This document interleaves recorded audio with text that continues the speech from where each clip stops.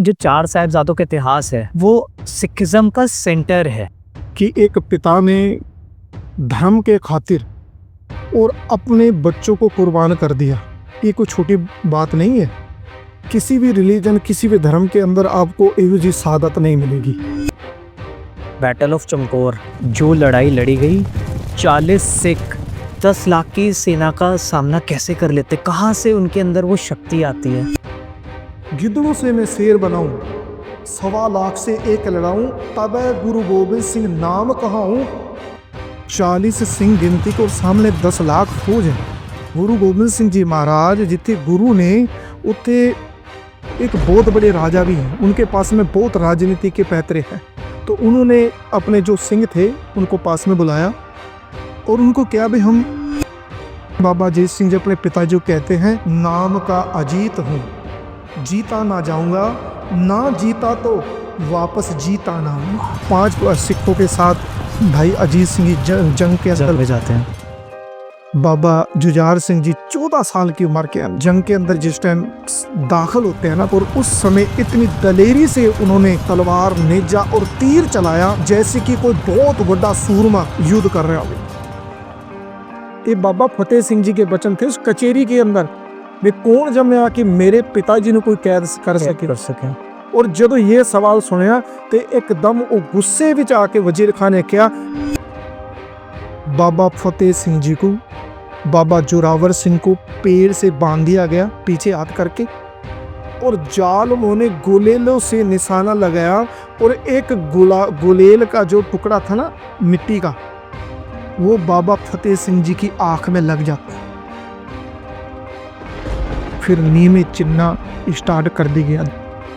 सासल bag और basal bag ने ईंट रखी।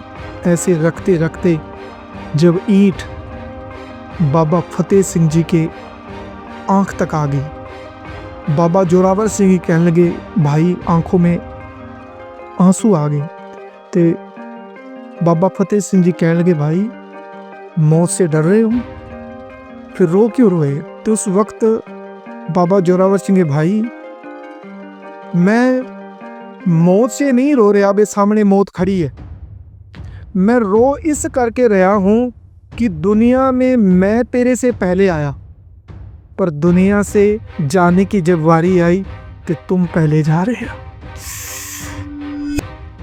चार साहिबजादों की शहादत से हमें ऐसी कौन सी 3 शिक्षाएं, कौन से ऐसे 3 लेसन्स हैं जो हमें अपने बच्चों और आने वाली पीढ़ी को बतानी चाहिए, हर पेरेंट्स को। नमस्कार और स्वागत है आप सबका द आरएसटी शो में, जहां हम उन कहानियों को शेयर करते हैं, उस इन्फॉर्मेशन को शेयर करते हैं जो आपको ना सिर्फ इंस्पिरेशन देती है और मोटिवेशन देती है, बल्कि आपको आपके जीवन में कुछ वैल्यू भी प्रोवाइड करती है। आज की ऐसी एक कहानी है गुरु गोबिंद सिंह जी के सुपुत्रों के बारे में, उन 4 साहिबजादों के बारे में जिनके साहस, विश्वास और बलिदान की मिसाल पूरी दुनिया देती है। तो आइए इस सिमरन से शहादत तक की सफर की शुरुआत करते हैं द आरएसटी शो पर। सत श्री अकाल भाई नरेंद्र सिंह जी, चंडीगढ़ वाले। पहले तो आपका बहुत बहुत धन्यवाद और आपका स्वागत है आज द आरएसटी शो में। जी कैसे हैं आप? बहुत अच्छे हैं। चढ़ती कला, चढ़ती कला में हैं? चढ़ती कला, चढ़ती कला में, ये चढ़ती कला में होना चाहिए। हाँ जी। ठीक है, तो आज आपका दिन कैसा जा रहा है? बहुत अच्छा जा रहा है। आज आपसे मिलके इतनी खुशी है कि मैं जाहिर नहीं कर सकता, बयान नहीं कर सकता, शब्द मेरे पास में नहीं है कि इतना अच्छा लगा है मेरे को आपसे मिलके। बहुत ज़्यादा बहुत खुशी हो रही है। मैंने आपके ना पहले कुछ वीडियोस देखे हैं थैंक यू। और आप जब कथा करते हो, मैंने सुनी है कथाएं आपकी, जी जी तो अलग सी ना एक थॉट आया दिमाग में जी जी। कि कुछ चीज़ें हमें अपने सिख इतिहास के बारे में भी बात बहुत करनी जरूरी, चाहिए। बहुत जरूरी है, बहुत जरूरी। मुझे पर्सनली लगता है कि जो टॉपिक आज जिसके बारे में बात करने वाले हैं, जी जी जी 4 साहिबजादों के ऊपर, बिल्कुल बिल्कुल, साढ़े उनकी शहादत के ऊपर, बिल्कुल बिल्कुल जी उनके जो बलिदान की कहानी है, जी जी जी। उससे ज़्यादा इंस्पिरेशनल स्टोरी या प्रेरणा के लिए कोई एग्जाम्पल इस विश्व में, इस यूनिवर्स में आज तक हुआ ही नहीं है। किसी भी धर्म के अंदर नहीं है सर कि एक पिता ने धर्म के खातिर और अपने बच्चों को कुर्बान कर दिया। ये कोई छोटी बात नहीं है। किसी भी रिलीजन, किसी भी धर्म के अंदर आपको एहो जी सादत नहीं मिलेगी कि अपने पुत्र नो, हाँ, अपने जो उनके सिंह सूर में थे या उनके योद्धा थे, उनको जरूर उन्होंने शहीद कराया है, पर किसी भी धर्म के अंदर ये मिसाल नहीं है कि एक बाप ने अपने बेटे अपनी आंखों के सामने उनका बलिदान दे दिया धर्म के खातिर। तो वही मैं कह रहा हूँ, तो मुझे लगता है कि शायद ना नए सेटअप की शुरुआत होनी इसी से थी कि इतने अच्छे मैसेज, इतने अच्छे लेसन से स्टार्ट हो, जी जी, तो दुनिया तक एक अच्छा मैसेज जा सके। बिल्कुल बिल्कुल बिल्कुल। तो नरेंद्र सिंह जी, मैं पहले चाहूंगा कि ऑडियंस को, क्योंकि बहुत से व्यूअर्स होंगे जो शायद अभी नहीं जानते होंगे कि चार साहिबजादे कौन थे बिल्कुल या गुरु गोबिंद सिंह जी कौन थे। काफी लोगों को नहीं सिख इतिहास पता, क्योंकि हमारी ऑडियंस सिख कम्युनिटी से नहीं है, अलग अलग रिलीजन से है और अलग अलग स्टेट्स के 7 कंट्रीज में भी है। तो मैं चाहूंगा आप एक कॉमन लैंग्वेज में जी जी बता दीजिए कि चार साहिबजादे कौन हैं, जी सर, मैं कोशिश करूंगा सर। उनके नाम बता दीजिए जी। ताकि व्यूअर्स को पता चल जाए कि हम एपिसोड कैसे इनके बारे में पता चल जाए। सबसे पहले तो हमें ये समझना पड़ेगा कि साहिबजादे शब्द गुरु गोबिंद सिंह जी के पुत्रों के लिए क्यों बरता गया। असलियत में गुरु गोबिंद सिंह जी महाराज कोई आम इंसान नहीं, और साहिबजादे शब्द राजा महाराजों के बच्चों के लिए बरताया जाता था। इसी करके गुरु गोबिंद सिंह जी महाराज एक राज भाग साई ठाट नाल भी रहंदे सी, और गुरु गोबिंद सिंह जी महाराज जी के बच्चों को सत्कार वजों साहिबजादा शब्द दे नाल निवाजिया जाता है।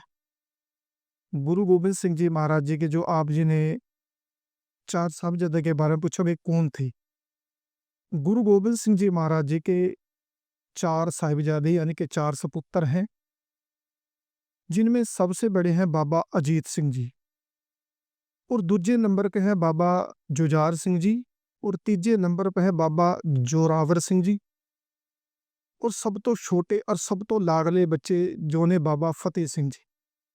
और सबसे बड़ी बात यह है कि जो गुरु गोबिंद सिंह जी महाराज जी ने अपने बच्चों के नाम हमारी झोली में पाए हैं, जो नाम उनके रखे हैं, उनका नाम लेने से ही हमें बहुत कुछ सीखने को मिल जाता है।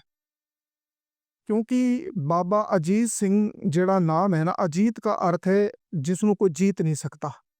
जी। ठीक है, इस करके, और ये नाम गुरु गोबिंद सिंह जी ने कब रखा, जो तो गुरु गोबिंद सिंह जी महाराज पौंटा साहब जी धरती ते एक 22 साल दी उम्र विच पहला जंग गुरु गोबिंद सिंह जी ने किया, और उस जंग दे अंदर हरिश्चंद जेड़ा है राजा, पहाड़ी राजा, ते उसनू वंगारदे हुए जदों भगाने दा युद्ध गुरु गोबिंद सिंह जी जित के आते हैं वापस, तो उस टाइम पे गुरु गोबिंद सिंह जी महाराज जी के गृह विखे और माता सुंदरी जी दी कुख तो, यानी कि उनके संतान माता सुंदरी जी दे गर्भ तो बाबा अजीत सिंह जी का जन्म होया, ते उनका नाम गुरु गोबिंद सिंह जी ने अजीत सिंह इस करके रखा क्योंकि जंग जीत के आए सी।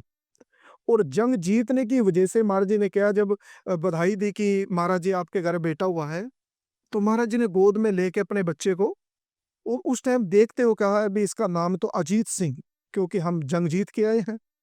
और गुरबाणी के अंदर गुरु गोबिंद सिंह जी ने अपने बारे के अंदर भी इसका जिक्र किया है, रणंग जीत आए जंग गीत गाए। वे खुशी दे गीत गाए गए ने, क्योंकि इसे रणजीत कहे दूजी खुशी दे गीत इस करके गाए गए क्योंकि हमारे घर के अंदर एक बच्चे ने जन्म लिया जिसका नाम भी अजीत सिंह रखा गया, और अजीत सिंह तो बाद जिहड़े दूजे नंबर के बच्चे ने उनका नाम है बाबा जुझार सिंह जी। और ध्यान रखना कि बाबा अजीत सिंह यानी कि जिसको कोई जीत नहीं सकता, किसको नहीं जीत सकता, जो जुझार, जो जुझारू है।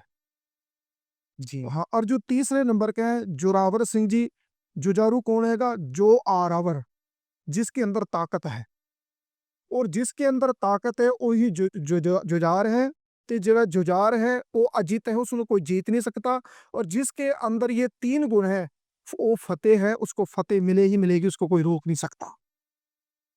क्या बात है। आप अब ये बात करो ना, मेरे एक्चुअली रोंगटे खड़े हो रहे हैं, मैं आपको बता नहीं सकता, जैसे देखो ना मेरे रोए से खड़े हो रहे हैं। जी जी जी। जब आप ये चीज़ें बता रहे हो, तो मैं कहीं न कहीं ये फ़ील करता हूँ कि जैसे मेरा बैकग्राउंड रहा है, मैं पहले मर्चेंट नेवी में था, जी, जी, जी। फिर मैं बिज़नेस लाइन में आया जी, जी। और अभी डिजिटल कम्युनिकेशन को परस्यू कर रहा हूँ और आ गया। जी। तो मुझे भी लगता है कि इस फ़ील्ड में मुझे काफ़ी कुछ ना अलग-अलग लोगों से इंटरैक्ट कर रहा हूँ, तो नॉलेज मिल रही है। नहीं, बिल्कुल, बिल्कुल मिलती है सर। आज ये एपिसोड मेरे लिए ख़ास इसलिए भी है क्योंकि अपने कम्युनिटी के बारे में जानने को बहुत चीज़ें मिलेंगी, क्योंकि आप एक कथावाचक हैं, स्कॉलर हैं, आपको जी, काफ़ी इन्फॉर्मेशन है। जी, जी, थैंक यू। तो मैं बहुत ब्लेस्ड हूँ कि मुझे आज ना ये मौका मिल रहा है आपसे बहुत कुछ जानने का। जी, जी, जी। और मैं आज पहले तो अपना कप मैंने एम्प्टी कर लिया है वाह! कि मुझे कुछ नहीं पता। तो मैं चाहूँगा कि मतलब आप मैं तो मतलब बहुत ब्लेस्ड फ़ील कर रहा हूँ इस समय जी, जी, जी। कि मुझे ये तो जो आप बता रहे हो ना, अभी तो स्टार्ट किया है जी, जी, हाँ, बिल्कुल, बिल्कुल, अभी तो बहुत कुछ बाकी है। जानना बाकी है। तो मैं मतलब ना बयाँ करना चाहता था मुझे कैसा फ़ील हो रहा है अब। बिल्कुल, बिल्कुल, जी, सर। तो मेरे रोंगटे से खड़े हो गए, ये मतलब मेरे माइंड में ये चीज़ चल रही थी। सर, तो ना गुरु गोबिंद सिंह जी के साहिबजादों का जो इतिहास है ना, ये लासानी शहादत है। और किसी धर्म के अंदर इस इतनी छोटी उम्र के अंदर किसी भी साहिबजादे ने शहीदी प्राप्त नहीं की है। और इतनी बड़ी शहीदी एक मुगल शासक के सामने खड़े होकर उसਨੂੰ वगारना, ये कोई छोटी बात छोटी नहीं है। बात नहीं है। बिकॉज़ जब मैं स्टडी भी कर रहा था थोड़ा-सा, जी, प्रिपेयर कर रहा था जी, एपिसोड के लिए, तो even across the globe internet पे भी ये था कि जो 4 साहिबज़ादों का इतिहास है, जी, जी, जी। वो सिखिज़्म का सेंटर है। बिल्कुल, बिल्कुल। जैसे मैंने आपसे कुछ देर पहले कहा भी कि हमारे 10 गुरु हैं, लेकिन जो 4 साहिबज़ादे हैं और गुरु गोबिंद सिंह जी का परिवार है, वो 9वें गुरु गुरु तेग बहादुर जी की जो पीढ़ी चल रही है, जी, जी, बिल्कुल, बट ये परिवार का ना सिख कम्युनिटी में, सिख कौम में एक अलग इतिहास है, ये जोड़ के रखती है। बिल्कुल।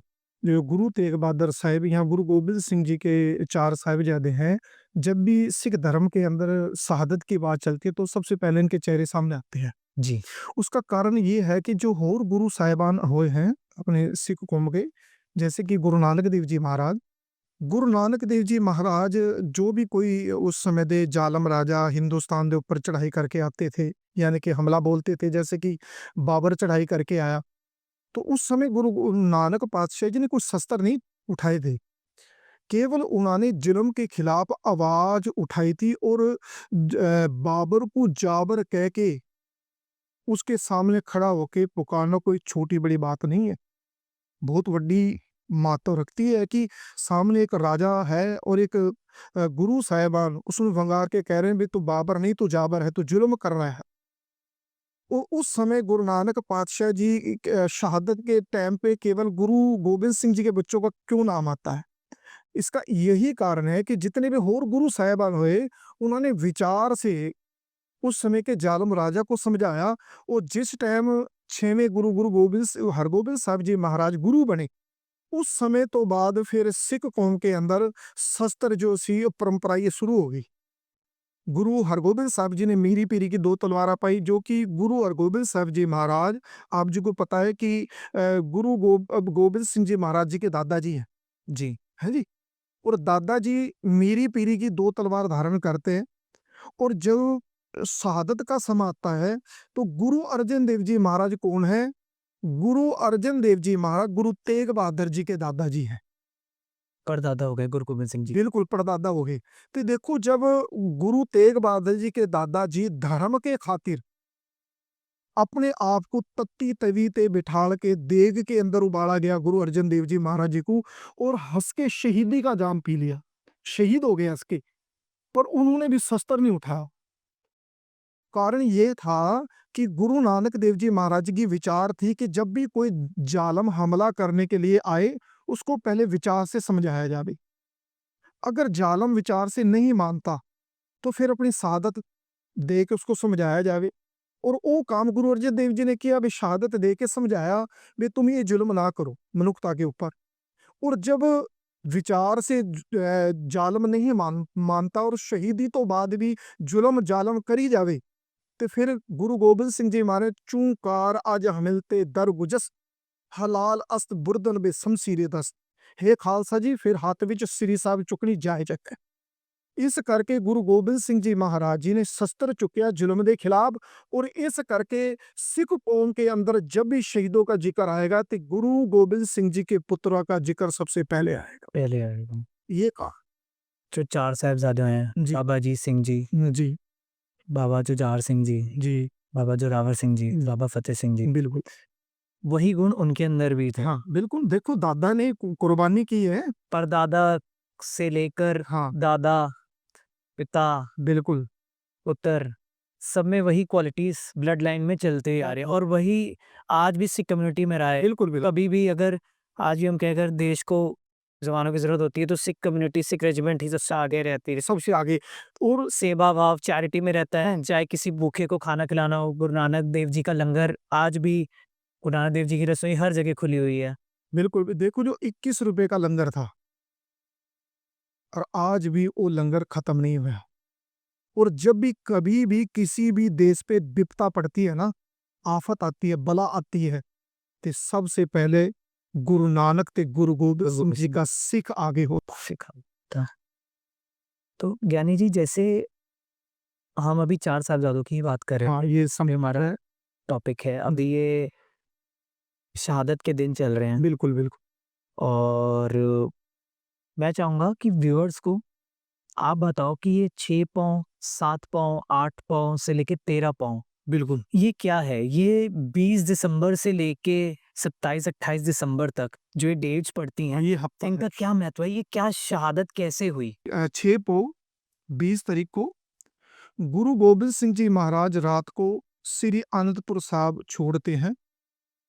और उससे बाद में यानी कि 7 पो का दिन 21 तारीख, 7 पो का दिन और 21 तारीख को सरसा नदी पे पहुंचते हैं अपने परिवार, अपने सिखों के साथ, गुरु गोबिंद सिंह जी महाराज। और उस समय जब 7 तारीख को पहुंचे, अमृत वेले का समय है। और उस तो बाद जो 7 पौ को गुरु गोबिंद सिंह जी महाराज चमकौर की गढ़ी में चले जाते हैं। और 8 पौ को वड्डे साहिबजादे बाबा अजीत सिंह, बाबा जुझार सिंह जी, 34 सिख और 3 प्यारे गुरु के जो शहीदी का जाम 8 पौ को शहीद हो जाते हैं चमकौर की गली के अंदर 22 तारीख को। हाँ जी हाँ जी। और इधर देखे छोटे साहिबजादे गुरु गोबिंद सिंह जी महाराज जी का यानी के 7 पौ 21 तारीख को 21 दिसंबर 21 दिसंबर को 3 हिस्सों के अंदर परिवार जो है वो विछड़ जाता है, यानी कि 3 हिस्सों के अंदर परिवार बट जाता है। एक तरफ छोटे साहिबजादे बाबा जोरावर सिंह, बाबा फतेह सिंह ते माता गुजर को जो सेहड़ी पिंड वाले रवाना हो जाते हैं। और दूसरी तरफ माता जी, माता सुंदरी जी ते माता साहिब को भाई मनी सिंह जी ने हुक्म कर देने गुरु गोबिंद सिंह जी महाराज की अपनी माताओं को आप दिल्ली की धरती पे ले जाओ, वहां पे सेफ रहेंगे। और तीसरी तरफ गुरु गोबिंद सिंह जी महाराज और 5 प्यारे और गुरु गोबिंद सिंह जी के वड्डे साहिबजादे बाबा अजीत सिंह, बाबा जुझार सिंह, ये चमकौर की गढ़ी पर रवाना हो जाते हैं। और जिस टाइम 8 पौ को यानी कि वड्डे साहिबजादों की शहीदी होती है, इधर 7 पौ को माता गुजरी जी, बाबा जोरावर सिंह ते बाबा फतेह सिंह जी के साथ अपने एक पिंड विच टिकाना बनाते हैं कुंभे मास्की की झुग्गी के अंदर, यानी कि छान का घर है, घास का घर जिसको बोल लेते हैं। वहां पे 7 पौ की रात वहां पे गुजारते हैं। और 8 पौ जब दिन चढ़ता है तो गंगू, गंगू कौन है सब तो पहले ये भी समझना पड़ेगा। भी गंगू कैसे मिलता है माता गुजर कौर जी को? गंगू जो है गुरु तेग गुरु घर का सेवक होता है। हाँ वो हाँ हाँ हाँ पुराना हाँ हाँ हाँ वो पुराना यानी कि रसोई रसोई तो ये हाँ हाँ गुरु घर का तो हाँ उस टाइम पे मतलब 8 पौ को सवेरे जिस टाइम दिन चढ़ता है तो 8 पौ को गंगू जो है उनको मिलता है। तो गंगू कहते हैं माता जी आप मेरे साथ चलो। 8 पौ को सिहड़ी पिंड साहिबजादे दे माता गुजर कौर पहुंच जाते हैं, पहुंच जाता है। हैं। और उस समय 9 पौ जब दिन चढ़ता है तो गंगू वो मतलब हो गया आपका 20, 21, 22, 30 तारीख, 23 दिसंबर 9 हाँ 9 9 पौ 23 23 दिसंबर। हाँ हाँ 23 दिसंबर को गंगू जो है जो कि मरिंडे के सूबेदार हैं जानी खां मानी खां उनके हवाले माता गुजर कौर को और जो छोटे साहिबजादों को 9 पौ 23 दिसंबर 23 दिसंबर को हाँ, ये वाले कर देते हैं। मरिंडे की जेल में उस रात रहते हैं 9 पो की रात को, 23 दिसंबर को। और फिर 10 पो यानी कि 24 दिसंबर और 25 दिसंबर और 26 दिसंबर को जिस टाइम जानी खां मानी खां छोटे साहिबजादे माता गुजर कौर को वजीर खां सरहंद पेश करते हैं, तो फिर इनको ठंडे बुर्ज के अंदर रखा जाता है 10, 10 पो 11 बार और 12 और 13 तारीख को 2 छोटे साहिबजादे ते माता गुजर कौर जी की शहीद हो जाते हैं। 27 दिसंबर को। जी जी हाँ तो अगर मैं जैसे ब्रीफ में एक बार बोलूँ फिर से, जी 6 पौ 20 दिसंबर को जी जी परिवार जो है गुरु गोबिंद सिंह जी का परिवार बिछड़ जाता है, किला छोड़ देते हैं। हाँ कि नहीं आनंदपुर साहब अनंतपुर साहब का किला छोड़ देते हैं। 6 पौ 20 दिसंबर को किला छोड़ते हैं। जी जी जी 7 पौ 21 दिसंबर को हाँ सिरसा नदी ते बिछोड़ा तीन परिवार बिछड़ जाता है, 3 हिस्से हो जाते हैं हाँ, और सिरसा नदी पे चमकौर चमकौर की घड़ी का बैटल स्टार्ट होता है। हाँ जी हाँ जी और 8 पो को बड़े साहिबजादे शहीद हो जाते 8 पौ यानी कि 22 दिसंबर को हाँ बड़े साहिबजादे बड़े साहिबजादे बाबा अजीत सिंह जी और बाबा जुझार सिंह जी वो ते चौं जंग लड़ते हैं हाँ, और चौथे सिख साथ में उनके हाँ जी जंग लड़ते शहीद हो जाते हैं। जी 9 पौ को जी जी जो छोटे साहिबजादे हैं जी जी जी बाबा फतेह सिंह जी, बाबा हाँ जी जोरावर सिंह जी, जी जी ये माता दादी जी के साथ हाँ जी मरिंडी की जेल में मरिंडे की जेल में हाँ रहते हैं रात को कैद में, और औरंगजेब इनको अपनी कैद में नहीं और बंदी हाँ बना लेता है। हाँ मतलब औरंगजेब ही कह सकते कि उसके शासक थे जानी खां मानी खां हाँ, जानी खां मानी खां उनकी जेल में रहते उनकी जेल में हाँ जी वो उन्हें बंदी बना लेते हैं, जी जी क्योंकि जो इनका गुरु घर का सेवक होता है पुराना गंगू, वो इन्हें धोखा देता है और पैसे के लालच में पैसों के लालच में शिकायत कर देते है। हाँ और फिर 10 पौ 11 पौ 12 पौ हाँ जी ठंडे बुर्ज में रखा जाता है ठंडे बुर्ज में रहते हैं। हाँ और 13 पो को 13 पौ को छोटे साहिबजादे साहिबजादों को नहीं है नी के अंदर चिन के उनको दीवारी में चुनवा दिया हाँ जाता जी है। हाँ शहीदी का जाम पी लेते तो ये एक हफ्ता जो है हाँ पूरा शहीदी हफ्ता है इसको शहीदी हफ्ता सिख कौम के अंदर बोला जाता है तो बहुत ही सुन के ही इतने इसमें ना रोंगटे खड़े हो जाते हैं यानी जी कि जब बीत रही होगी, जी जी जो आप बता रहे हो कि जैसे चमकौर की गढ़ी में 10 लाख की सेना थी, जी जी बिल्कुल 10 लाख की सेना के सामने आदमी आज 4 बंदे देख लेना सामने जी जी तो घबरा जाए। गिनती के 40 सिंह एक तरफ और वहां 40 सिख और कहा 10 लाख की सेना। माना मैं वही आपसे कह रहा हूँ, 10 बंदे अगर सामने आपके खड़े हो जाए वो घबरा जाए। गोबिंद सिंह जी ने वचन बोले ना उनको पूरा करके दिखाया जिस टाइम गुरु तेग बहादुर जी शहीद हुए ना चांदनी चौक दिल्ली के अंदर भाई जेता जी गुरु तेग बहादुर जी के सिख शीश लेके जब गुरु गोबिंद सिंह जी 9 साल की उम्र में गोविंद राय हैं और उनकी झोली में उनके पिताजी का शीश रखते हैं उस समय एक वचन गुरु गोबिंद सिंह जी ने छोटी उम्र के अंदर 9 साल की उम्र में वचन किए थे कि चिड़ियों से मैं बाज दुड़ाऊं गिद्धड़ों से मैं शेर बनाऊं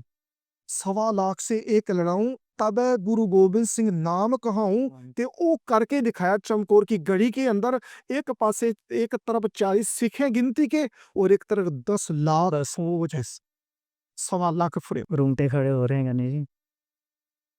कितनी बड़ी शहादत इसको कह सकते हो कि 10 लाख फौज का सामना और 40 सिख कर रहे हैं और सबसे बढ़िया 40 सिख ने इकट्ठे नहीं उनका सामना किया 5-5 के जत्थों ने किया है यानी जी आपने भी बताया कि बैटल ऑफ चमकौर जो लड़ाई लड़ी गई, 10 लाख की सेना, जी जी 10 लाख की फौज और 40 सिख, जी उसके बारे में आप थोड़ा सा बताओ कि बैटल ऑफ चमकौर से हमें क्या लेसन्स लेने चाहिए, बैटल ऑफ चमकौर कैसे हुआ।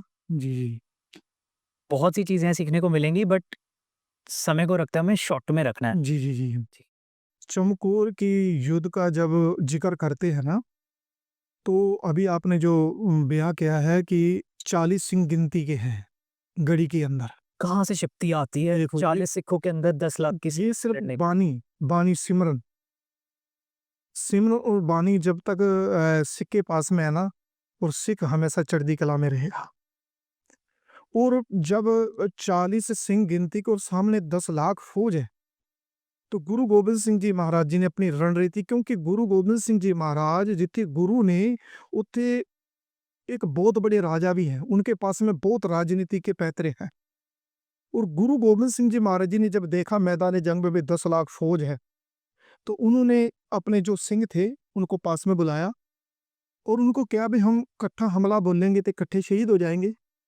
इस करके पांच पांच सिखों का एक जत्था तैयार किया और उस जत्थे के अंदर सबसे पहले भाई हिम्मत सिंह जी, जो 5 प्यारे थे, भाई हिम्मत सिंह जी का जत्था जाता है जी। और पहला जत्था बड़ी दिलेरी से लड़ते हैं और शहीद हो जाते हैं। यानी कि काफी फौज का नुकसान करके 5 जो सिख हैं वो शहीद हो जाते हैं। फिर गुरु गोबिंद सिंह जी महाराज 5 सिखों का एक जत्था और तैयार करते हैं। 5-5 के टुकड़ों हाँ, में है। हाँ, यानी कि इतना। हाँ, 5-5 को टुकड़ों में, मतलब 5-5 के जत्थे को भेजते हैं और शहीदी का जाम पी जाते हैं।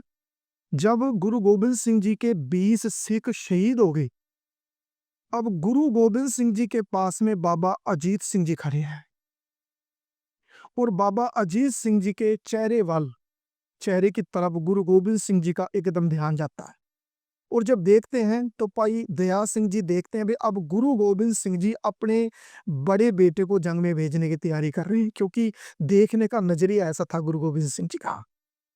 उसी वक्त भाई दया सिंह जी कहते भी गुरु गोबिंद सिंह जी आप ऐसा करो भाई, आप अपने 2 बच्चे को बचा लो, क्योंकि 2 का तो पता ही नहीं किधर है। आप ऐसा करो भाई, हम इनको देख लेंगे। छोटे साहबजादे हाँ, हाँ, उन दादी जी के साथ हाँ, वो तो उधर है, वो क्या बोले, वो अपने मरिंडी जेल में। परिंदे जेल गुरु को पता भी नहीं है। पता भी नहीं है। तो दया सिंह जी कहने लगे गुरु पातशाह भी अपने 2 पुत्रों को बचा लो, जो आप चाह रहे हो ना कि बाबा अजीत सिंह जी जंग में भेज दे, ठीक नहीं है। ऐसा करो, आप अपने दोनों बच्चों को लेके किले से निकल जाओ। गुरु गोबिंद सिंह की तेरा जिगरा। उस समय गुरु गोबिंद सिंह जी महाराज जी ने भाई दया सिंह को क्या, दया सिंह पास में आओ और बोले कि तुम मेरे बेटे नहीं हो, तुम भी तो मेरे बेटे हो। इस करके अब अजीत सिंह अपना जत्था लेके जंग करने के लिए जाएगा। और वो कहते भी हैं बाबा अजीत सिंह जी कि मेरा नाम ही हाँ, अजीत है, हाँ, जीता ना जाऊंगा और ना जीता तो ना जीता तो जीता ना हूं। जीता ना होगा। हाँ, एक बार आप ये उसी समय तो ये शब्द बोले वो जब गुरु गोबिंद सिंह जी। अजीत सिंह जी जो क्या एक बार आप हाँ, हाँ, तो जब गुरु गोबिंद सिंह जी महाराज जी ने कहा भाई नहीं दया सिंह, मेरा बेटा जिसका नाम अजीत है और मेरे को मेरे बेटे पे बहुत फक्र है। उस समय बाबा अजीत सिंह जी के गुरु गोबिंद सिंह जी कहते बेटा हार के वापस नहीं आना। तो कहते पिताजी मेरा नाम आपने क्या रखा? कहते अजीत सिंह। तो उस समय बाबा अजीत सिंह जी अपने पिताजी को कहते हैं नाम का अजीत हूं, जीता ना जाऊंगा, ना जीता तो वापस जीता ना हूं। गुरु पिता तुसी मेरा नाम अजीत सिंह रखिया। ते फिर उस समय गुरु गोबिंद सिंह जी मारे के बेटा मेरे को आप पे बहुत गर्व है, फक्र है कि जो आपने ये शब्द बोले कि ये ना कह दे दुनिया की गुरु गोबिंद सिंह जी ने केवल सिख कटवा दिए और अपने बच्चों को बचा लिया। जाओ बेटा, अब शहीदी का जाम पियो, अब तुम्हारी बारी है। फिर 5 जत्थों सिखों के साथ भाई अजीत सिंह जी जंग के जंग में जाते हैं। हाँ, तो जंग में जिस टाइम प्रवेश करते हैं ना, वो दृश्य कमाल का है। सामने गुरु गोबिंद सिंह जी अपने बेटे को देख रहे हैं लड़ते हो। बाबा अजीत सिंह जी पहले अपनी तीरों से दुश्मनों को मारकर बहुत ज्यादा नुकसान दुश्मनों का करते हैं। फिर जब तीर खत्म हो गए, फिर बाबा अजीत सिंह जी अपना बर्छा जो है उससे दुश्मनों पर हमला करते हैं। फिर अच्छा मतलब बर्छा मतलब जो नेजा नेजा नेजा अच्छा हाँ, लक्कड़ की जो एक टुकड़ा होता भाला भाला भाला भाला जिसको भाला बोल सकते हैं, उससे एक दुश्मन पे हमला करते हैं। उसने लोहे का संजो, जिसको सेफ्टी बोल सकते हो, वो पहना हुआ था। उसमें जब लगता है ना तो फिर वो भाला निकल नहीं पाता, टूट जाता है। जब जब तीर खत्म हो गए, भाला भी टूट गया और उस समय फिर अपनी जो तलवार है उसको निकालते हैं, उससे दुश्मनों पे वार करते हैं। आखिरकार एक तीर उनके घोड़े के लगता है। गुरु गोबिंद सिंह जी देख रहे हैं। उन्होंने कहता बेटा कि जिस टाइम तुम शहीदी का जाम पियो, जब शहीद हो, दुश्मन तुम्हारे पे वार करे, मरने से पहले बेटा एक बार अपना चेहरा मेरे को दिखा देना। और ये हुआ। बाबा अजीत सिंह जी के सीने में एक बर्छा लगा, उनका घोड़ा जख्मी हो गया, नीचे पैदल हो गए और फिर भी लड़ते रहे। फिर जालमों ने सामने से तीर ते नेजे से वार किया। कहते रहे 150 ते ज्यादा तीर बाबा अजीत सिंह जी के सीने में लगे हुए थे। और आखिरकार जब आखिरी श्वास निकला तो बाबा अजीत सिंह ने जो वादा किया था ना पिता के साथ, जो पिता ने कहा था बेटा आखिरी वक्त में तेरे को देखना चाहता हूं, तो उस समय फिर पीछे मुड़ करके गुरु गोबिंद सिंह जी अपने बेटे को देखते हैं शहीद होते आंखों से, फिर बोले सो निहाल सत श्री अकाल। ये जयकारा गुरु गोबिंद सिंह जी महाराज बोल लगाते हैं। इस करके छोटी तो शहादत नहीं, बाबा अजीत सिंह जी, हाँ 17 साल की उम्र बाबा अजीत सिंह जी शहीद हो गए। दूजा जत्था फिर छोटे भरा उम्र कितनी 14-15 साल की हमें मुछ भी ते जिसमें आपा दाढ़ी है वो भी नहीं अभी आई है, छोटे हैं 14-15 साल का बच्चा कितना बड़ा। फिर उस समय बाबा जुझार सिंह जी सामने आए तो उन्होंने शब्द बोला कि भाई से बिछड़कर हमें रहना नहीं आता, खाना पीना हमें सोना नहीं भाता, कि मेरा भरा शहीद हो गया। उन पिताजी फिर कहा नन्हे से मासूम से पिसरने, पिसरदा अर्थ जानते हो बेटा, क्योंकि छोटे ने। ते फिर बाबा जोरावर से कह रहे फिर क्या नन्हे से मासूम से पिसरने, दीजिए आज्ञा पिताजी जाऊंगा मैं मर। बाबा जुझार सिंह ते फिर गुरु गोबिंद सिंह जी महाराज शीश पे हाथ रखते हैं ते बोलते बर्रा रेसी आवाज में बोले गुरु गोबिंद सिंह, तकड़ी आवाज के अंदर बर्रा रेसी आवाज में बोले गुरु गोबिंद सिंह, पाला है तुझे नाज से बोले गुरु गोबिंद सिंह। बाबा जोरावर सिंह कहते ने बेटा तेनू बड़े लाडा नाल पालिया मैं, पाला है तुझे नाज से बोले गुरु गोबिंद सिंह। उस नन्हे से मासूम से जवान को बोले गुरु गोबिंद सिंह, आओ तन पाट पे हथियार सजा दूं, अपने हत्था नाल तैयार कर देने बाबा जुझार सिंह नूं गुरु गोबिंद सिंह जी। आओ तन पाट पे हथियार सजा दे, छोटी सी कबान नन्ही सी तलवार सजा दे। ते उस वक्त गुरु गोबिंद सिंह जी महाराज अपने बेटे को थापड़ा दे के कहते बेटा जिस जंग में तेरा भाई शहीद हुआ अब जाओ तुम्हारी बारी है। फिर उस समय बाबा जुझार सिंह जी 4 सिखों को लेके 14 साल की उम्र के अंदर घोड़े पे सवार कलगी हीरे वाली झूल रही है। और जंग के अंदर जिस टाइम दाखिल होते हैं ना बाबा जुझार सिंह, कि उसी वक्त उनको घेरा पा लिया जाता निकलते सारे, क्योंकि पहले बाबा अजीत सिंह जी ने बहुत नुकसान जो है दुश्मनों का कर दिया है। और जो हमलावर है अब ये नहीं चाहते कि हमारा और नुकसान होए, इस करके तुरंत ही जिस टाइम गेट से बाहर निकले ना बाबा जुझार सिंह तुरंत घेरा पा लिया। और जिस टाइम घेरा पाया तो गुरु गोबिंद सिंह जी ने देखा वे बाबा जुझार सिंह को घेरा पड़ गया, फिर तीर चलाए गुरु गोबिंद सिंह ने उस घेरे को तोड़ दिया। घेरे को तोड़ते हुए बाबा जुझार सिंह जंग में शामिल हो गए। और उस समय इतनी दलेरी से उन्होंने तलवार नेजा और तीर चलाया, क्योंकि बाबा अजीत सिंह जी 17 साल के निपुण थे जंग अभ्यास के अंदर, पर बाबा जुझार सिंह जी हले सीख रहे थे युद्ध करना कैसे, तलवार कैसी चलानी है। पर जब दाखिल हुए जंग के अंदर तो इतनी दलेरी से तलवार चला रहे थे जैसे कि कोई बहुत बड़ा सूरमा जिसको बहुत ज्ञान हुए और वो युद्ध कर रहा है। और गुरु गोबिंद सिंह जी के सामने दूसरा बेटा बाबा जुझार सिंह जी भी शहीदी का जाम पी जाते हैं और गुरु गोबिंद सिंह जी महाराज जयकारा छोड़ते हैं। तो जैसे अब हमने बैटल ऑफ चमकौर बात करी थी, जी जी बाबा अजीत सिंह जी और बाबा जुझार सिंह जी, जी जी ये जंग में आपने जंग का थोड़ा सा ना डिस्क्रिप्शन दिया। और उसी समय पे जी इन्हें पता भी नहीं है कि 2 छोटे साहिबजादे हाँ किधर बाबा जोरावर सिंह जी और बाबा फतेह सिंह जी हाँ जी कहाँ पर हैं। बिल्कुल बिल्कुल तो ये मरिंडे की जेल में जी जी वजीर खान की कैद में है। हाँ जी जी और मैं चाहूंगा व्यूअर्स को, जी जैसे आपने बैटल ऑफ चमकौर बताया जी जी जी वैसे वहां पे उनके कचहरी में कैसे पेश होते हैं, इन पे कैसे जुल्म किए जाते हैं, जी जी शॉर्ट में थोड़ा सा आप ये भी बताओ जी जी कि कैसे कैसे इनके साथ वहां पे कैसी कैसी घटनाएं होती है और हमें क्या क्या चीजें यहाँ जाननी चाहिए, जी जी जी सबसे बड़ी जो क्योंकि ये 20, 21, 22 दिसंबर को ही ये चीजें हुई हैं। जी जी जी बिल्कुल तो वहाँ पे क्या होता है छोटे साहबजादों के साथ? हाँ, जैसे कचहरी में क्या होता है? वज़ीर खान की कैद में इनके साथ क्या होता है? हाँ, जैसे जानी खां मानी खां मरिंडी की जेल में गुरु गोबिंद सिंह जी ਜਿਹੜੇ जो छोटे साहबजादे बाबा जोरावर सिंह, बाबा फतेह सिंह जी, इनको भी खाने के लिए कुछ नहीं दिया गया। और जाने खां माने खां मरिंडी की जेल के अंदर भी कहते नहीं, बाबा फतेह सिंह जी की जो ये होठ थे ना, ये बिल्कुल नीले हो चुके थे ठंड की, क्योंकि उम्र छोटी थी ना।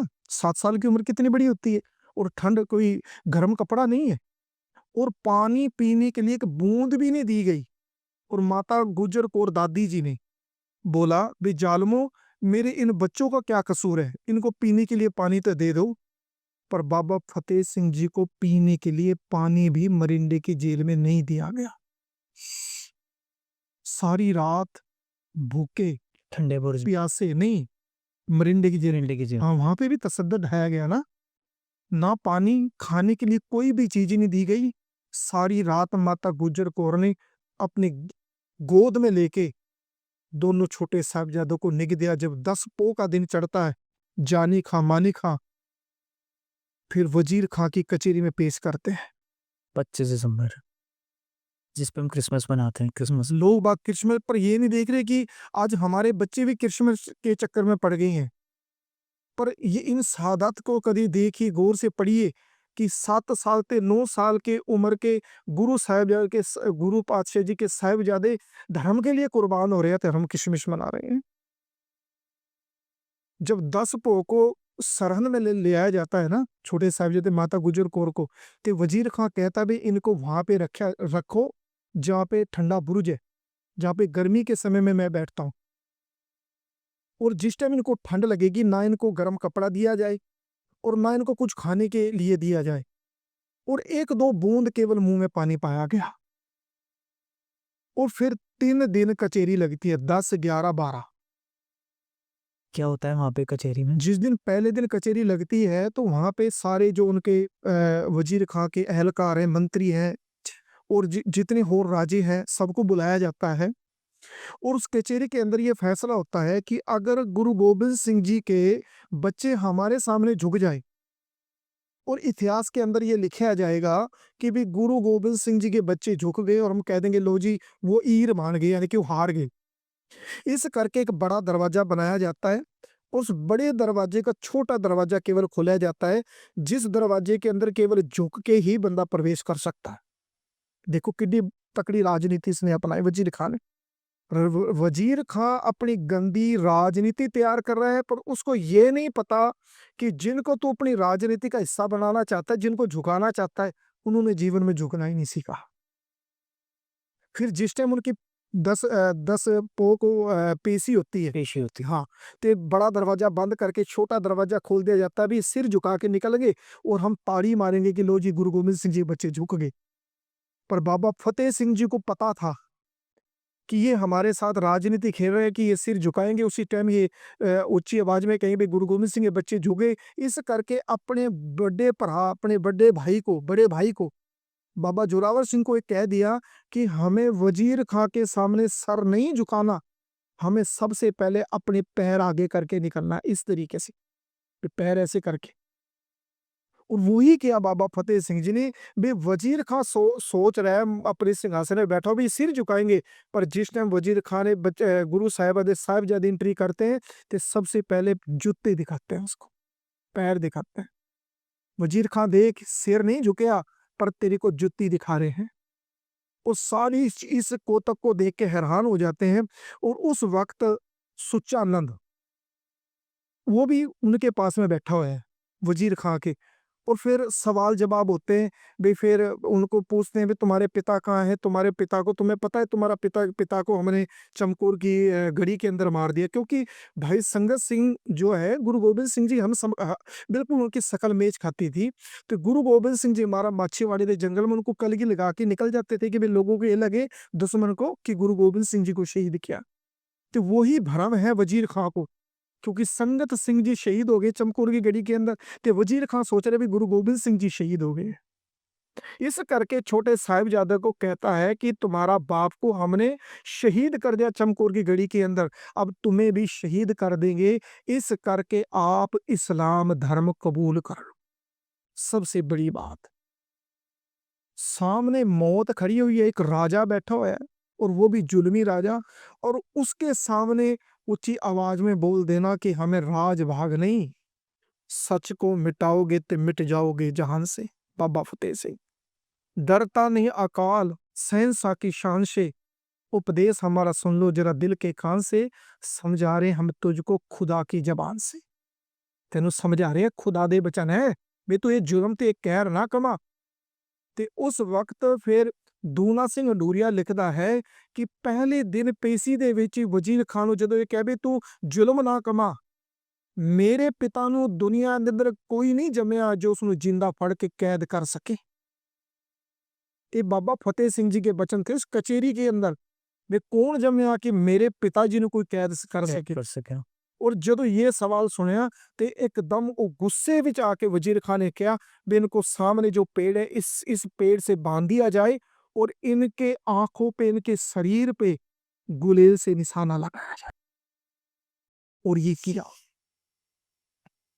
बाबा फतेह सिंह जी को, बाबा जोरावर सिंह को पेड़ से बांध दिया गया पीछे हाथ करके, और जालिमों ने गुलेलों से निशाना लगाया, और एक गुलेल का जो टुकड़ा था ना मिट्टी का, वो बाबा फतेह सिंह जी की आंख में लग जाता है। और इतना हमारी आंख में कोई तिनका भी गिर जाए तो एकदम हमारा हाथ आंख की तरफ जाता है, पर सब कुछ सहन कर गए।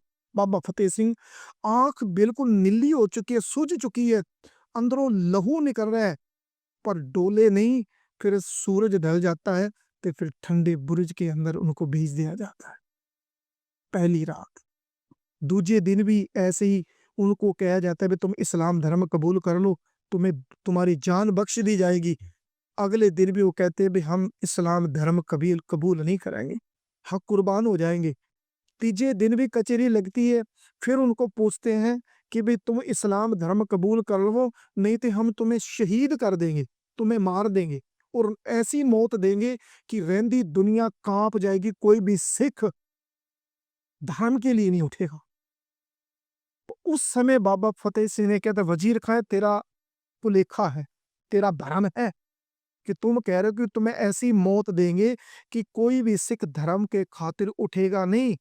देख हम तेरे को समझा रहे हैं, तू हमें जैसी मर्जी मौत दे, हमें तू नीवे खड़ा करके चीन दे, जहां पे हमारा खून डुलेगा वहां पे खालसा कौम का निशान साहब झूलेगा।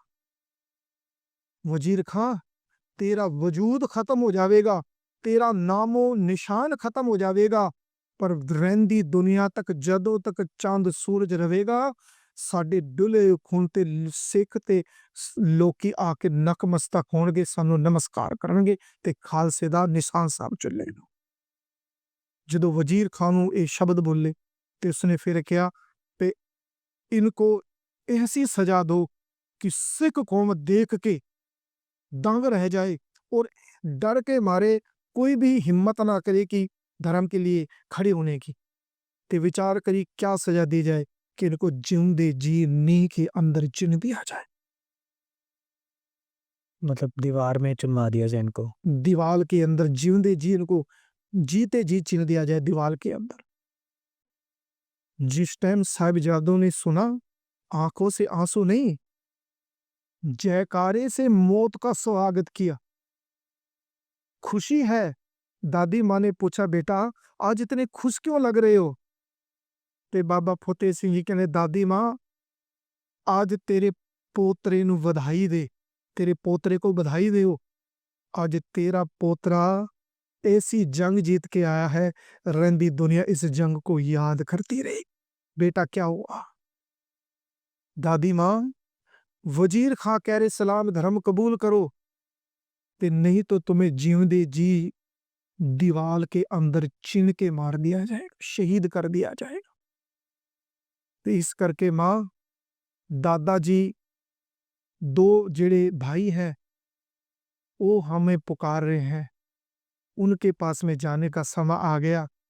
फिर 13 पो, जब दिन चढ़ता है ना 11 बजे से बाद, बहुत लोगों का सरहद के अंदर कट होता है।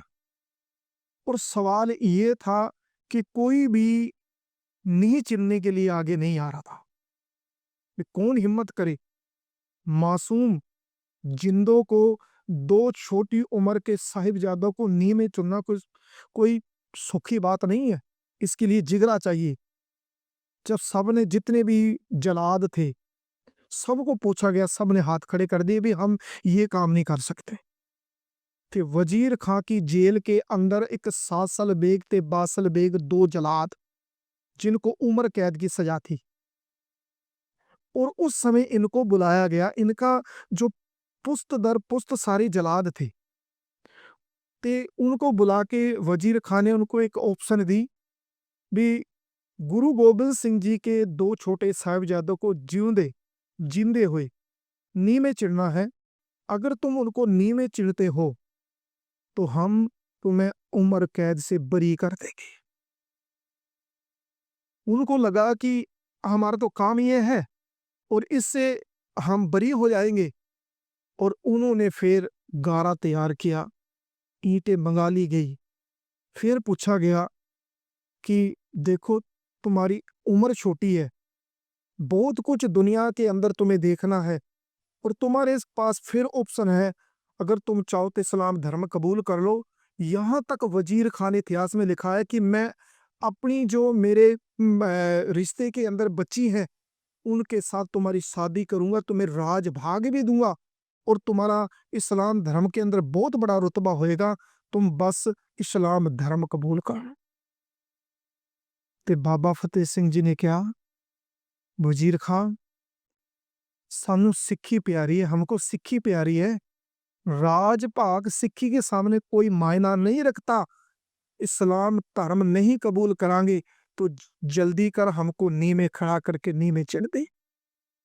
फिर नींह में चिन्ना स्टार्ट कर दी गया। दोनों जलज्जा, सासल बेग और बासल बेग ने ईंट रखी। ऐसे रखते रखते जब ईंट बाबा फतेह सिंह जी के आंख तक आ गई, क्योंकि छोटे हैं, बाबा जोरावर सिंह ही कहने लगे, भाई आंखों में आंसू आ गए, पानी आ गया। बाबा जोरावर सिंह की ते बाबा फतेह सिंह जी कहने लगे, भाई मौत से डर रहे हो, फिर क्यों रो रहे हो। तो उस वक्त बाबा जोरावर सिंह, भाई मैं मौत से नहीं रो रहा, अबे सामने मौत खड़ी है, मैं रो इस करके रहा हूं कि दुनिया में मैं तेरे से पहले आया। बड़े थे ना बाबा जोरावर सिंह, ते बाबा फतेह सिंह छोटे थे जी। बे दुनिया में मैं तेरे से पहले आया और दुनिया से जाने की जब वारी आई तो तुम पहले जा रहे हो। इस करके मैं रो रहा कि आया मैं पहले था और जाना तुमको पहले पड़ रहा है। कहते बस इतनी बात थी। दोनों भाई ने एक दूसरे के चेहरे को देखा, जोर से फतेह बुलाई और फतेह बुला के जलादों ने आखिरी ईंट रख दी गई और उस ईंटों के अंदर दोनों गुरु गोबिंद सिंह जी दे लाल दफन हो गए। यहाँ पे भी बस नहीं, 12 मिनट तक तड़पे बाबा फतेह सिंह। जदों ईंट के अंदर, दीवार के अंदर चिण दिया गया, सांस किधर से भी नहीं आ रहा और एकदम से ऐसे लगा जैसे 33 करोड़ देवी देवते फूलों की बरखा कर रहे हैं, आसमान रो रहा है, दरखत जो है वो चोर कर रहे हैं। एकदम से दीवार फटी और दोनों साहिबजादे ईंटों के नीचे दब गए। जब देखा वजीर खान ने जलाद को हुक्म किया, अबे देखो ये मर गए हैं, अब ये जीते हैं। तो जिस टाइम उनकी नाकों पे हाथ लगाया ना, तो बाबा जोरावर सिंह, बाबा फतेह सिंह जी के अभी श्वास चल रहे हैं। तो फिर वजीर खां को क्या, अभी ये मरे नहीं, अभी शहीद नहीं हुए। मरे शब्द में इस करके बोल रहे, हिंदी का वर्ड है वैसे शहीद शब्द। जिस टाइम क्या कि वजीर खां ये शहीद नहीं हुए, तो फिर उस समय वजीर खां ने हुक्म किया कि इनको जीवा कर दिया जाए। जीवा जानते हो कि किसी भी जानवर को या किसी भी इंसान को जब जीवा करते हैं ना ये, तो उसको होली होली उसकी गर्दन काटते हैं, सांस लेने वाली नली जो है उसको काटते हैं। एक तरफ सासल बेग, दूसरी तरफ बासल बेग। 7 साल ਦੀ ਉਮਰ ਬਾਬਾ ਫਤਿਹ ਸਿੰਘ ਜੀ ਛਾਤੀ ਦੇ ਉੱਪਰ ਬਾਸਲ बेग, ਜਿਹਦਾ वजन तकरीबन 80-90 किलो का है। बाबा फतेह सिंह जी ईंटों में पड़े हुए हैं, उनकी छाती पे बैठ के और सासल बेग ने उनको जीवा करना शुरू किया। आस्ते आस्ते उनकी सांस लेने वाली नली काट दी गई। और जिस टाइम बाबा जोरावर सिंह जी को जीवा किया गया, उनको शहीद कर रहे हैं, काट रहे हैं उनके गले को, तो तकरीबन 80 सेकंड के अंदर बाबा जोरावर सिंह जी शहीद हो गए, उस परम जोत दे अंदर वलीन हो गए। पर बाबा फतेह सिंह जी छोटी उम्र होने के बावजूद भी 12 मिनट तक उनका पैर हिलता रहा। 12 मिनट तक जीवा कर दिया। गर्दन जो है सर से अलग कर दी गई, ये सांस लेने वाली नली काट दी गई। और जिस टाइम नली काटी ना बाबा फतेह सिंह जी को जीवा किया, तो इतनी तेजी से खून की धार निकली कि ऐसा लग रहा था, देखने वाले कह रहे हैं कि जैसे जितनी ऊंची खून की धार निकल रही है, इस तो भी कई 10 गुना उच्च खालसे का निशान साबित हो रहा है। बाबा फतेह सिंह जी के वो खून नहीं, वो खालसे की आजादी का एक निशान साब झूर रहा था। वो प्रतीक थी खून की धार कि ए जालम, तू जालम करके चला जाएगा, पर देख हम शहीदी पाके भी जिंदगी भर इस संसार के अंदर जीवित रहेंगे। ये दास्तान है छोटे साहबजादों के, ऐसे शहीद किया गया।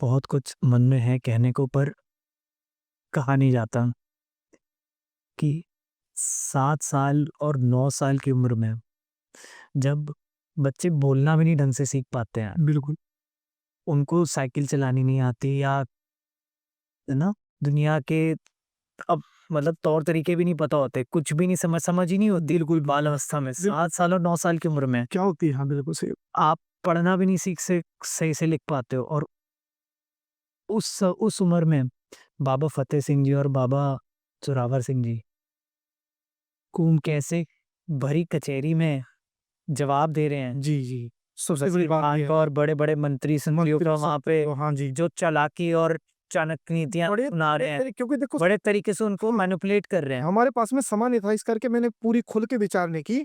बहुत तरीके अपनाए तरीके गए। से मतलब उन्हें कितना लालच दिया होगा, हाँ वो भी सिर्फ एक धर्म परिवर्तन हाँ, करने बस के बस लिए, एक कोई कारण था कि धर्म कैसे परिवर्तन। कैसे न कैसे ये इस्लाम धर्म के अंदर आ जाए।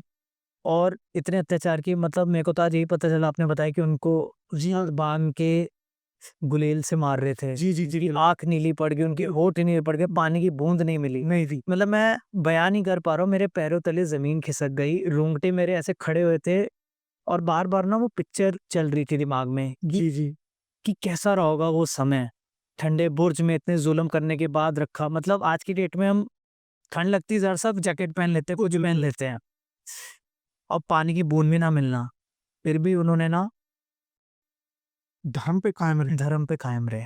उन्होंने अपना, जो कहते हैं ना वो, इंसाफ के लिए लड़ाई हाँ जी, अपने दादा परदादा और पिताजी से जो गुण सीखे, हाँ, जो विरासत में जो विरासत में उनके ब्लड लाइन में उन्हें मिला, गुरु जी, नानक देव जी की पाठ में उनको जो शक्ति मिली, जो एक है ना, जो शक्ति की हम बात करते हैं, कहाँ से आती है इस पे? आपने ये सवाल किया था, शुरू में ये सवाल किया था, भाई सिखों के अंदर ये शक्ति कहाँ से आती है?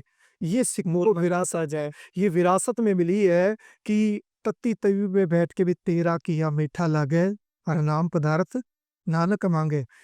सामने जलाद खड़ा हुआ है तो गुरु तेग बहादुर जी कह रहे मेरी आखिरी ख्वाहिश ये है कि मैं जपजी साहब का पाठ करना है।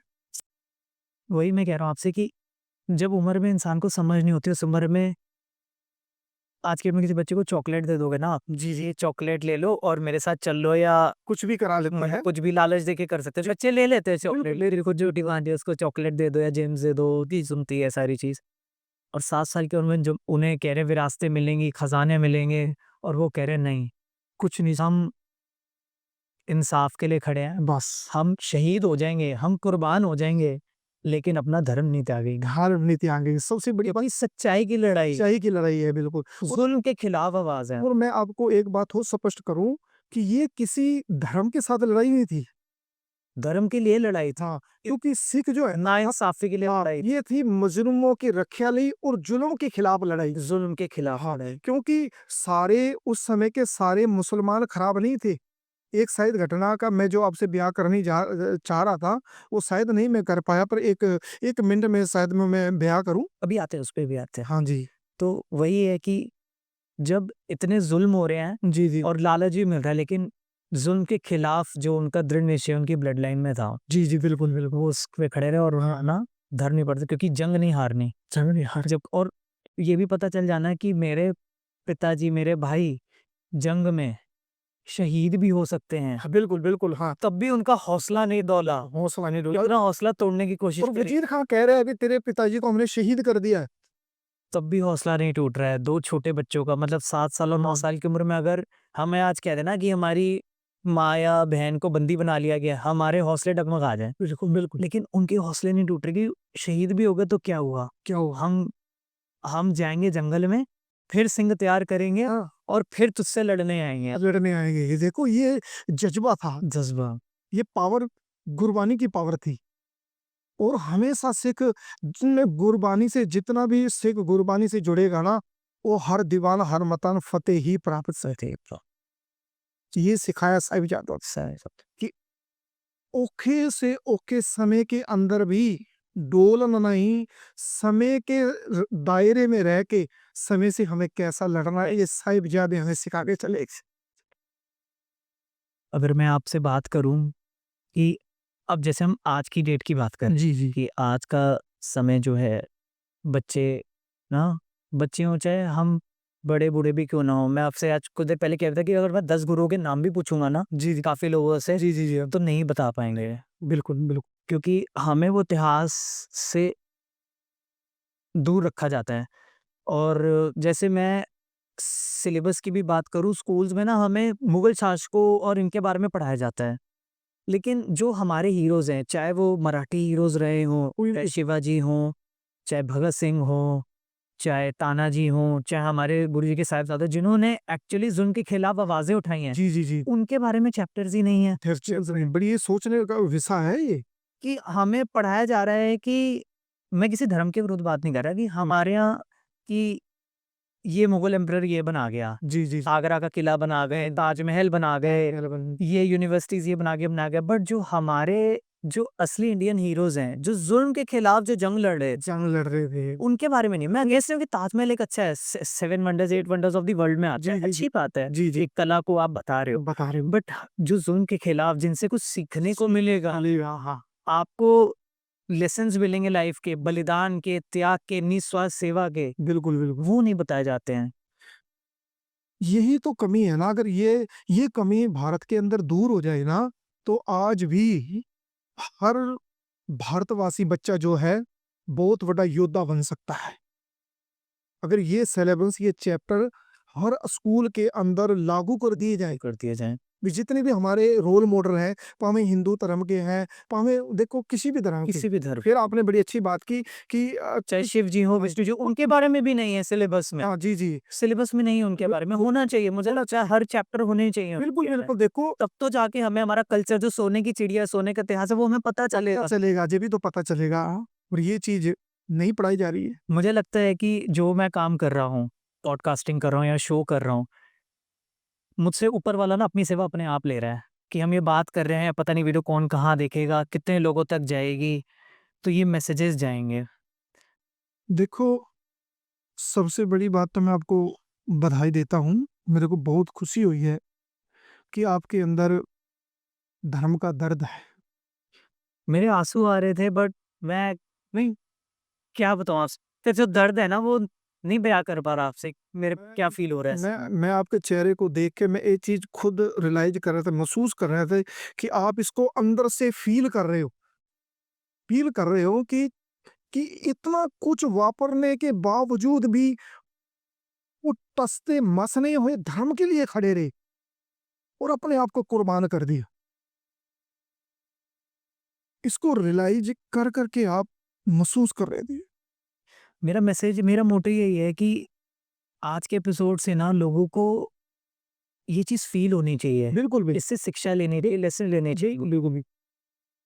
तो ज्ञानी जी, मैं आपसे चाहूँगा जी जी कि ये जो हमने बैटल ऑफ चमकौर, 4 साहिबज़ादों के बारे में और जो वज़ीर खान की कैद में जब 2 छोटे साहिबज़ादे थे, जी जी जी ये हमने जो हिस्ट्री उनके बारे में आज डिस्कस करी है, इस एपिसोड के थ्रू मैसेज पहुँचाना चाहते हैं। जी जी जी आप क्या लेसन्स हम इनकी स्टोरी से सीख सकते हैं? 4 साहिबज़ादों की स्टोरी से हम क्या लेसन सीख सकते हैं? उनके बारे में आप थोड़ा-सा बताओ कि क्या लेसन्स हमें लेने चाहिए? और मॉडर्न डे लाइफ़ में पेरेंट्स को 4 साहिबज़ादों की स्टोरी से, या मैं स्टोरी भी नहीं बोलूँगा, 4 साहिबज़ादों की शहादत से बिल्कुल। हमें क्या सीखना चाहिए और अपने बच्चों को और अपने आने वाली पीढ़ी को जी क्या समझाना चाहिए? देखो, चार साहिबजादे की जो कुर्बानी है ना, उनकी कुर्बानी से बहुत कुछ सीखा जा सकता है।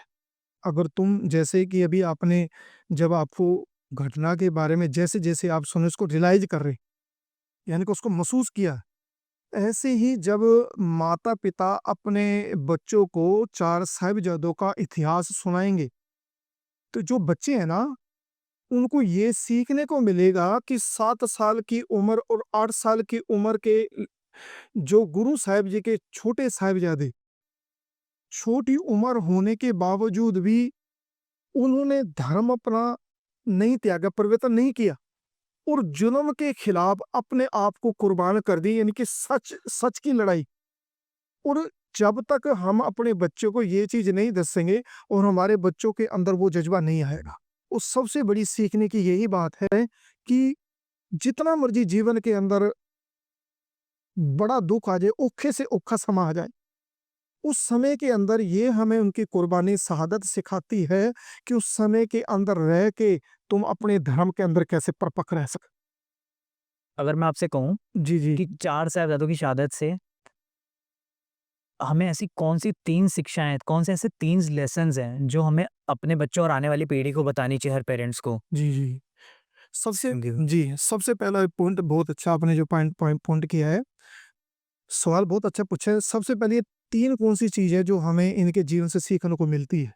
सबसे पहले ये है कि जैसे हम उनकी शहादत को, उनकी शहीदी को, इतिहास को पढ़ते हैं, तो सबसे पहले हमें ये संदेश उनके जीवन से मिलता है कि ये मायना नहीं रखती कि तुम्हारी उम्र छोटी है या तुम शरीर करके बड़े हो। अगर तुम्हारे अंदर दृढ़ता है, विश्वास है, तो तुम बड़े से बड़े जुल्म को भी नीवा दिखा सकते हो। और उस इस परिस्थिति के अंदर तुम्हें कैसे जीना है, ये साहिबजादों के जीवन से हमें सीखने को मिल जाता है। और दूसरी बात ये है, जो सबसे बड़ी बात ये है कि 4 साहिबजादों ने जो कुर्बानी दी है ना, वो उन्होंने जुल्म के खिलाफ कुर्बानी दी है। जो आज अगर कोई हमारे ऊपर जुल्म करे, तो आज हमारे बच्चे जो हैं वो डर जाते हैं। और उनकी शहीदी को देख के, उनकी कुर्बानी को देख के हमें ये कुछ सीखने को मिल जाएगा कि देखो, गुरु साहिबान के 4 साहिबजादे छोटी उम्र होने के बावजूद भी धर्म के लिए कुर्बान हो गए। धर्म के लिए कुर्बान हो गए। इस करके इस परिस्थिति के अंदर हमको ये दूसरा सबसे बड़ा गुण सीखने को मिलता है। और तीसरा ये है कि इसके अंदर कि किसी धर्म की लड़ाई नहीं थी, केवल जुल्म के खिलाफ शहीदी दी गई चारों साहिबजादों ने, जुल्म के खिलाफ। और उनके किरदार को देख के और हमें सबसे बड़ी ये सीखने को मिलता है कि दृढ़ विश्वास और भरोसा क्या चीज है। और जब तक किसी बच्चे के अंदर दृढ़ विश्वास और भरोसा नहीं है, वो बच्चा कामयाब हो नहीं सकता। और साहिबजादों के अंदर एक गुण थे, उनके अंदर विश्वास भी था, दृढ़ता भी थी और योद्धे भी थे। तो इसी करके हर बच्चे के अंदर दृढ़ता भी होनी चाहिए और विश्वास भी होना चाहिए, और हर बच्चा हिंदुस्तान का संत सिपाही होना चाहिए।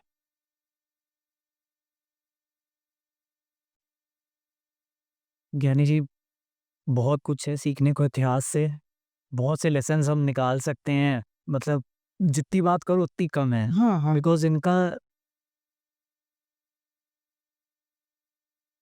कैसे कहूँ, मैं बयान नहीं कर पा रहा हूँ कि इनकी शहादत से या इनके जीवन से 4 साहिबज़ादे हुए या हमारे 10 गुरु हुए या कोई भी धर्म के गुरु हुए या कोई भी भगवान हुए, शिव जी हों चाहे कोई भी, विष्णु, हाँ कोई भी हो, इवन क्रिश्चियनिटी में भी हों चाहे ईसा मसीह हों, जी जी ये भी त्याग के बहुत लेसन्स हैं। बिल्कुल उन्होंने भी वो भी यही कहते थे कि उन पे जब ज़ुल्म होते हुए यही कहते थे कि इनको नहीं पता लोगों को कि ये क्या कर रहे हैं, परमात्मा इन्हें माफ़ करना। जब उन पे ज़ुल्म कर रहे थे, उन्हें क्रॉस पे टाँग दिया गया, जी जी तब भी उनके शब्द यही थे ईसा मसीह के हाँ जी कि लोगों को नहीं पता परमात्मा कि ये क्या कर रहे हैं, इनके गुनाहों को माफ़ करिएगा और इन्हें सद्बुद्धि दीजिएगा। यही टीचिंग्स गुरु नानक देव जी भी दे गए। बिल्कुल और चाहे हिंदू सनातन धर्म के भगवान हो, वो भी है, सारे भगवान सबका सब एक ही है, एक ओंकार जो हमारा कहते हैं। बिल्कुल बिल्कुल बस तुमने बहुत एक अच्छी बात ओंकार। की है कि एक ओंकार सारे देखो एक रूप अनेक मूर्त कीन रूप अनेक गुरबानी का शब्द है। ये गल बिल्कुल स्पष्ट हो जाती है कि अनेक रूप के अंदर परमात्मा है परमात्मा जोत एक ही जो अनेक के अंदर वर्त रही है। भावें ओ ईसा मसीह जी हन, भावें विष्णु जी हन, भावें भोले शंकर जी हन, भावें जो भी मतलब अपने हमारे 10 गुरु हो गए, हाँ, अपने 10 गुरु साहब इस्लाम के भी इस्लाम के पैगंबर हो गए, हाँ जी बिल्कुल हाँ जी सब एक ही चीज़ कह गए हैं। बिल्कुल बिल्कुल कि मानस की जात सब एक को पहचानबो। धर्म परमात्मा ने केवल धर्म बनाया है और धर्म को बांटने का काम इंसानों ने किया। वो धर्म के सर्व धर्म में श्रेष्ठ धर्म हर को नाम जप निर्मल कर।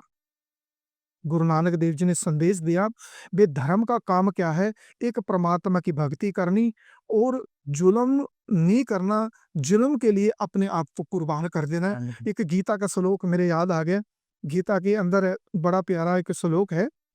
कृष्ण जी कहते यदा यदा धर्मस्य गला नीर भवती भरत, गीता का श्लोक है जी। और गीता जी के अंदर ये कह रहे कृष्ण भगवान की जब जब भी इस धरती के ऊपर अत्याचार होएगा, जदो जदो यदा यदा जदो जदो यदा यदा धर्मस्य धर्म संकट में आएगा, गला नीर भवती भरत, उस संकट को दूर करने के लिए परमात्मा इस धरती पे अवतार धारण करेगा। वो इस्लाम धर्म का भी अवतार मोहम्मद शाह हो सकते हैं, ईसा मसीह जी भी हो सकते हैं, 10 गुरु साहिबान भी हो सकते हैं। सारी ये कौन है?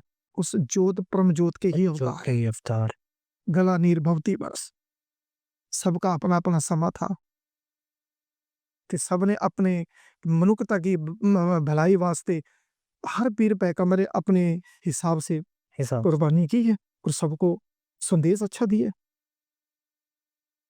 तो ये कुछ हमें सिखाया गया कि हर धर्म का सत्कार हो।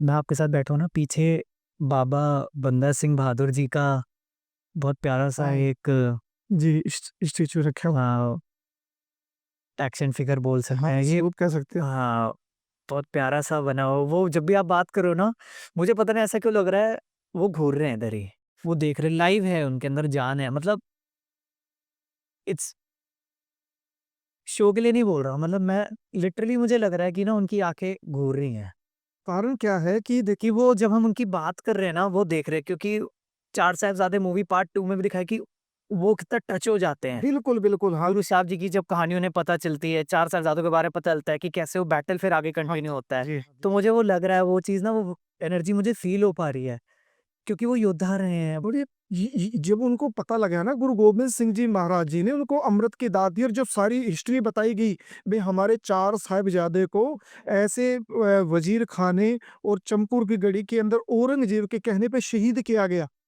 ते बाबा बंदा सिंह बहादुर जी 5 सिखों को लेके फिर सरहद पे हमला बोलते हैं ना बोल और इतनी बड़ी जीत करते हैं और बाबा बंदा सिंह बहादुर ही उस समय सिख कौम का सबसे पहले इंसान साहब जो लगते हैं, शहीदी का बदला जो लिया बाबा बंदा सिंह बहादुर ते बाबा दीप सिंह जी कि साडे रोल मॉडल ने, साडे हीरो ने। वही आप बात कर रहे थे कि हमारे रोल मॉडल्स के बारे में बताना चाहिए। हाँ बिल्कुल अब हम ऑलमोस्ट शो के एंड पे आ चुके हैं, जी जी जी तो जैसे हम बता रहे थे कि बाबा फतेह सिंह जी ने कहा था कि इतिहास में खालसा पंथ का नाम होगा, वो कहते ना कि हमें कुछ नहीं चाहिए, जी, जी, जी। आप चाहे जितना हमें लालच दे लो, लेकिन हमें गुरु नानक देव जी की पाठ शिक्षाएँ, हमारे परदादे दादों की शिक्षाएँ जो है हमारे लिए वही विरासत है, हमारे वही खजाना है। वही खजाना है, बिल्कुल। और आज हम अगर उस पिक्चर को देखते हैं, जी, जी। तो जहाँ बाबा फतेह सिंह जी, बाबा जोरावर सिंह जी, बाबा जुझार सिंह जी, बाबा अजीत सिंह जी, जी, जी, जी। जहाँ-जहाँ शहीद हुए वहाँ पे आज निशान साहब जो निशान साहब झूल रहे हैं, गुरुद्वारे बने हुए हैं, और वहीं पे जो वज़ीर खान है, उनकी जहाँ कब्र है, वहाँ पे लोग आज भी चप्पलें मारते हैं। चपले मारते हैं। देखो दुनिया में दोनों ही आए हैं। वहाँ पे वो उनका सर झुकाने लगे थे, अब पूरा देश-विदेश से लोग आते हैं, बाबा फतेह सिंह जी और बाबा जोरावर सिंह जी, जहाँ पे वो दीवार में चिनवाए गए, वहाँ पे लोग माथा टेकते हैं, आशीर्वाद प्राप्त करने आते हैं, और वहीं पे जो वज़ीर खान था, इतिहास रचने, मतलब धर्म परिवर्तन कर रहे थे कि इतिहास अपना नाम करेंगे। आज वो मिट्टी में दफन है और लोग चप्पल मार रहे हैं। चप्पलें मार रहे हैं, लान ताब उनको पा रहे हैं। और वहीं पे जो हमारे साहिबज़ादे हैं, आज वहाँ पे निशान साहब झूल रहे हैं। निशान साहब झूल रहे हैं। तो मतलब अगर मैं एंड करूँ तो कहने का मतलब यही हो जाता है कि हाँ, मैं एक हर चीज़ जो है लाइफ में ना, मतलब सत्य कभी हारता नहीं है, बिल्कुल, बिल्कुल। इंसाफ की जीत हमेशा होएगी। एक लाइन मुझे याद आ गई, हमारी गुरबानी में कही जाती है कि निरंकार की बुराई में भी अच्छाई है। बिल्कुल। तो ये कहीं न कहीं हम जो बात कर रहे हैं कि ये वो भी चाहे वज़ीर खान हो, चाहे औरंगज़ेब हो, ये सब एग्ज़ाम्पल ही सेट करने आए थे। बिल्कुल, बिल्कुल। अगर मैं आज इनको बोलूँ कि ये सब ना एक लीला रचा रहे थे, चाहे चाह रहे थे, हैं तो सब सब बुरी, हाँ, परमात्मा के ही बच्चे हैं सब। सब एक ना एग्ज़ाम्पल सेट कर रहे थे कि कभी किसी पे ज़ुल्म मत करो। हाँ, बस एक दिखाया गया। हाँ, निरंकार की बुराई में भी आप अच्छाई ढूँढोगे ना, सही ढूँढोगे। तो आपको अच्छाई ही दिखेगी। नहीं, नहीं। बहुत अच्छा लगा, आपकी विचार बहुत अच्छी है कि वाक़ई ये भी एक लीला है। ये दर्शाया गया, अगर तुम इस तरीके से देखो कि वाक़ई में तुम अगर ज़ुल्म करोगे तो तुम्हें क्या सज़ा मिलेगी। क्या सज़ा मिलेगी? वो आज हम वो इतिहास में देख पा रहे हैं कि हमने ज़ुल्म किया तो हमें कोई इज़्ज़त, मान-सम्मान नहीं देगा, यहीं सब छोड़ जाएँगे। यहीं छूट जाएगा। और जिनके ऊपर ज़ुल्म किया, जो धर्म के अंदर परपक रहे, उनको आज लोग बाग नमस्कार कर। अगर तुम अच्छा काम करोगे, तो लोग तुम्हें नमस्कार करोगे, और तुम जुल्म और जितने भी अत्याचार करोगे, तो लोग तुम्हें बुरी शब्दों से निवाजेंगे। तो ज्ञानी नरेंद्र सिंह जी, मुझे पता है समय बहुत हो रहा है, आपको ऑलरेडी बहुत कॉल्स आ रहे थे, बट मैं आपसे पूछना चाहूँगा कि आज के एपिसोड में आज आपको कैसा लगा? और कैसा एक्सपीरियंस रहा आज आपका द आरएसटी शो पे आके? मेरे जीवन का और भी 1-2 इंटरव्यू मैंने किए हैं, पर जो महसूस आज मेरे को आपकी इंटरव्यू से होया है, शायद मेरे को पहले कभी ना होया। और जो आप सवाल कर रहे थे, वो अंदर से कर रहे थे, अंदर से। उसको फ़ील कर के सवाल पूछ रहे थे कि ये सवाल दुनिया के सामने रखे जाएँ। साहिबजादों का इतिहास लोगों को पता लगे कि कितनी बड़ी कुर्बानी उन्होंने धर्म के लिए दी है, मज़लूमों की रक्षा के लिए दी है। और जब मैंने ये सारा कुछ आपका देखा अंदर से, मैं शब्द बयान नहीं कर सकता, मैं कैसे आपके चैनल का धन्यवाद करूं, आपका धन्यवाद करूं कि मेरे पास में शब्द नहीं है, शब्द खत्म हो जाते हैं कि जितनी भी आपकी उस्ताद की जाए उतनी उस्ताद मैं कम है। बहुत-बहुत आभारी हूँ कि आप इतने अच्छी चीज़ें हमारे लिए कह रहे हो। मैं बहुत कुछ बात करना चाहता हूँ, बट अभी समय की हो जाएगी, हम कोशिश करेंगे हम और भी एपिसोड्स करें। जैसे मैं आपसे बात बता रहा था जी, जी, जी। कि हम चाहते हैं कि और अच्छे मैसेज, क्योंकि मैंने लाइक हिंदू धर्म पे, शिव जी के ऊपर, राम जी के ऊपर बहुत सी चीज़ें डिस्कस करी हैं, बहुत जी। अच्छे-अच्छे मैसेजेस मिले हैं, और स्पिरिचुअलिटी के काफ़ी एपिसोड्स करे, हुँ। डॉक्टर्स के साथ करे। बहुत अच्छे। तो कोशिश यही रहती है कि लोगों तक अच्छा मैसेज पहुँचे, बिल्कुल, बिल्कुल, और बहुत। अपनी जर्नी में ना बहुत कुछ सीखने को मिल रहा है, खुशी के पल मिल रहे हैं, और एक जो जीवन का रहस्य है ना, वो धीरे-धीरे पता चल रहा है। मैं आपसे ज़्यादा टाइम हो जाएगा, बट एक बात कह देता हूँ, मैं कल ही अपने दोस्त के साथ था, मैं यही कह रहा था कि भाई जैसे-जैसे जर्नी आगे बढ़ रही है ना, मुझे समझ ही नहीं आ रहा कि परमात्मा चाहता क्या है? चाहता क्या है? और वो अपनी सेवा अपने आप ले रहा है, और अब लगता है कि मटेरियलिस्टिक गोल से हट के ना हैप्पीनेस ढूँढनी, कि खुशी के पल आपको आपके आस-पास ही मिल जाएँगे। ऐसे बिल्कुल राइट।